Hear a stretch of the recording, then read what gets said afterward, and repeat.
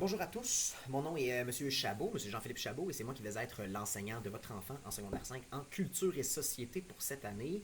Euh, Culture et société, c'est un cours qui n'existe pas.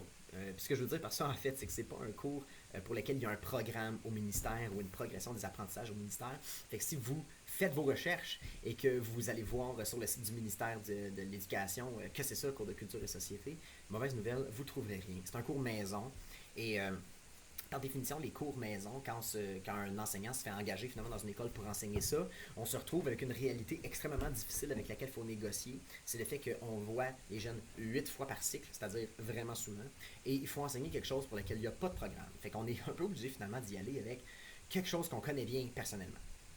Fait que moi, ce que j'ai décidé de faire, c'est, premièrement, de faire un cours d'histoire parce que je suis un fanatique, j'adore ça. Fait que c'est ça qu'on va faire cette année, c'est un cours d'histoire. Et plus précisément, ça va être surtout un cours d'histoire du monde occidental. Mais on va commencer, en fait, on a déjà commencé avec l'histoire du Moyen Âge. Fait qu'on va aller du Moyen Âge jusqu'à, on verra quand. L'année passée, je me suis rendu jusqu'à environ la Révolution française. Si cette année, on se rend plus loin, merveilleux, on se rendra plus loin, tout simplement.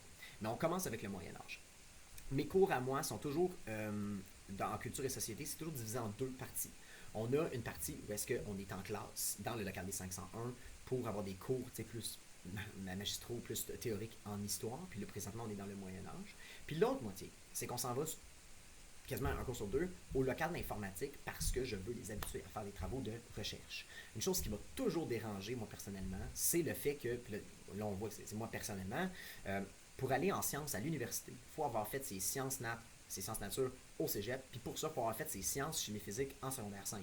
En gros, on demande aux jeunes, dès le secondaire, d'être qualifiés pour les étapes successives, les étapes subséquentes en sciences, mais pas en sciences humaines.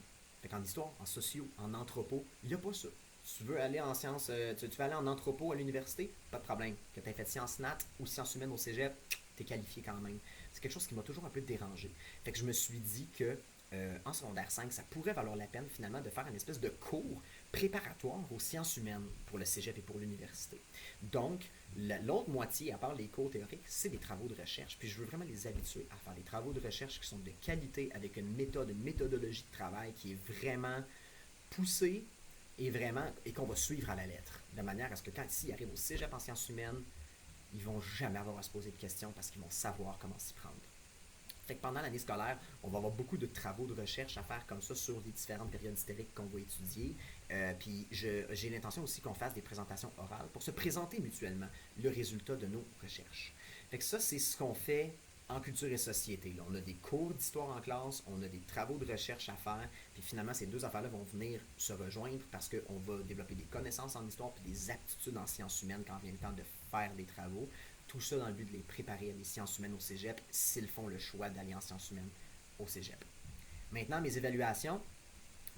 Moi, j'ai des examens en culture et société. Puis comment est-ce que je fonctionne, c'est qu'il n'y a pas de par cœur. C'est-à-dire que mes examens, ce ne sont que des questions en développement. Puis même, en fait, ce que je fais, c'est qu'avant les examens, mettons une semaine avant, je leur donne à l'avance les questions qui vont se retrouver à l'examen.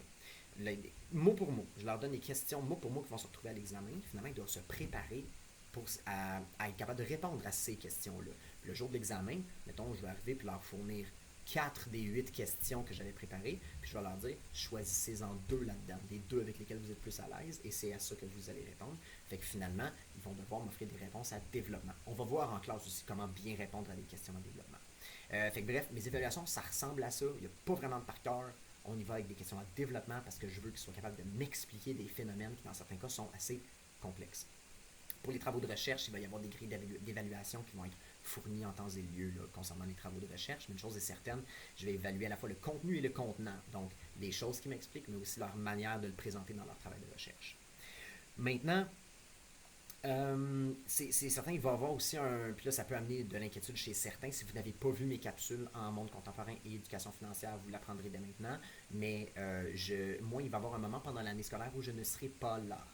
De décembre à mars environ, là, je ne serai pas là pour la simple et très bonne raison que ma conjointe est enceinte. On attend une petite fille dont la date de naissance prévue est le 12 décembre. Et donc, je vais partir en congé de paternité, congé parental à partir de ce moment-là. Et ça va être normalement 13 semaines. Ceci dit, Il va y avoir donc quelqu'un qui va être engagé pour me remplacer. Cette personne-là, il est beaucoup trop tôt pour savoir c'est qui encore. Euh, on va le savoir à un moment donné, mais on ne le sait pas pour l'instant. Cette personne-là, moi, c'est sûr, je vais m'arranger pour fournir le plus je vais fournir tout mon matériel à cette personne-là pour qu'elle soit capable de continuer mon cours. Non, en fait, c'est ce que je souhaiterais, qu'elle continue mon cours. Je vais fournir tout le matériel dont il ou elle a besoin pour donner les cours et pour évaluer. Ceci dit, chaque prof a sa propre manière d'enseigner, donc il ne faudrait pas se surprendre si la personne a une manière d'enseigner qui est un peu différente de la mienne, ok? Ou une manière d'évaluer aussi qui peut être différente de la mienne. Euh, Ça va peut-être demander une période d'ajustement, mais je pense qu'on va être capable de s'en sortir quand même, ok? Parce que justement, je vais fournir l'ensemble du matériel et d'évaluation à cette enseignante-là.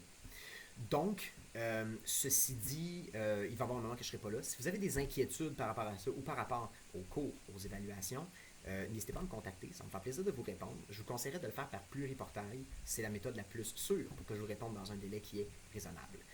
Mes courriels, je suis un petit peu moins discipliné, malheureusement. Mais avec pluriportail, je vais à tous les jours. Fait que pour un délai raisonnable de réponse, là, optez pour pluriportail, ça va me faire plaisir.